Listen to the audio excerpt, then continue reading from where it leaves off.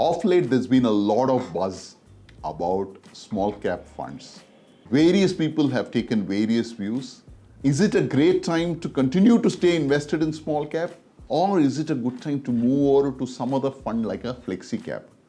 That's the moot question everybody wants to know. And that's what we're going to cover. Stay tuned on the video. But first, what is small cap? Small cap is companies that are relatively smaller in size and scale in the listed market. They are companies in terms of market capitalization 251 and beyond. So these are not exceptionally large companies. These are not the bluest of blue chips. And over the last 3 years and 5 years and even the last year, these funds have delivered stupendous returns to investors. They've really clocked great returns to investors. On the other hand, what is flexi cap? Flexi cap funds generally follow Nifty 500 kind of an index where about 70% of the fund is invested into large cap and the balance between small mid cap and some cash. So these are predominantly large cap dominated funds. Obviously, because of that, they gave less return in the last 1 year, 3 year, 5 year as compared to small cap.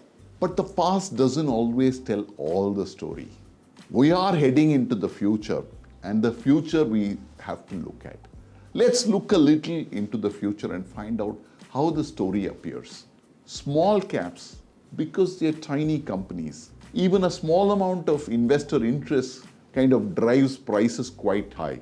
Therefore, the valuation of small cap sector, thanks to investor interest over the past few years, is quite stretched. I am sure some of these companies will justify it. They are growing very fast, rapidly.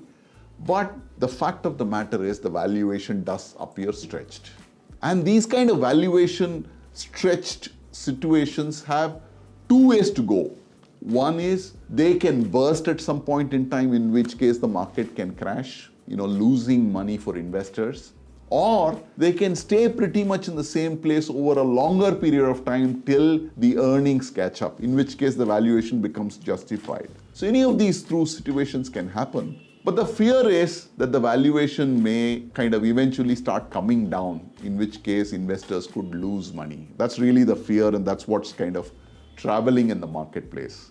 As far as flexi cap is concerned, because it's large cap dominated, the valuation doesn't seem so stretched. Although it has also seen a fair amount of fall thanks to FII selling and so on and so forth, the valuation is far more reasonable, and therefore going forward, when the FII is returned to invest, flexi cap funds would be far more favorable as compared to a small cap. That's another analysis of how things stand at this point in time.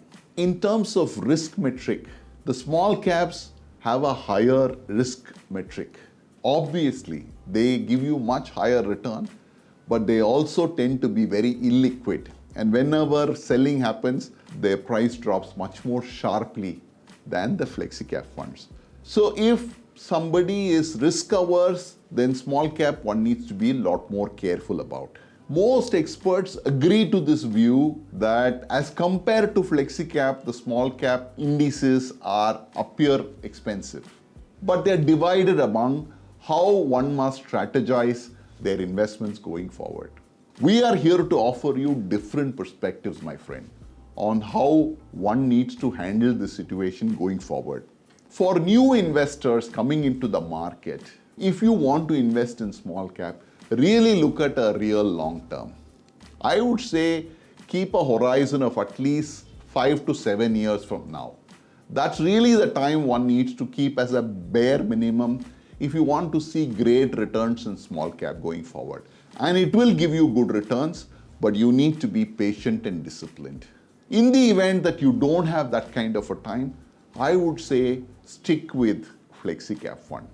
Even there, regular investment in the form of an SIP would be a better idea than a lump sum investing, given that the near-term stock markets are likely to be volatile. Second is, do not allocate a larger portion for small caps if you're a new investor. Not more than 15-20% of your overall portfolio needs to be in small cap. That's the best way to manage your overall portfolio risk. What happens if I'm already an existing investor? If you're already an existing investor and you've stayed with these investments for say 5 years, I'm sure you have a certain amount of profits that are already embedded there. Now, if you're such an investor and in your portfolio, small caps are only about 20%, I'd say don't bother. Just continue to hold on to them because you are sitting on handsome profits and those profits may go up and go down, but nothing significantly is going to change is the way I look at it.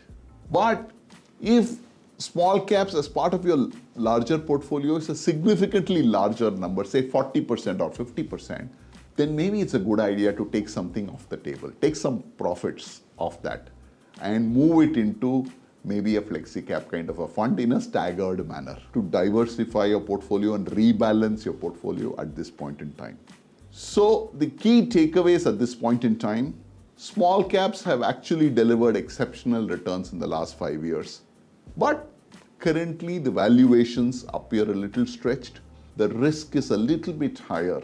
So when you allocate fresh money today, continue to allocate a little lesser money for small caps.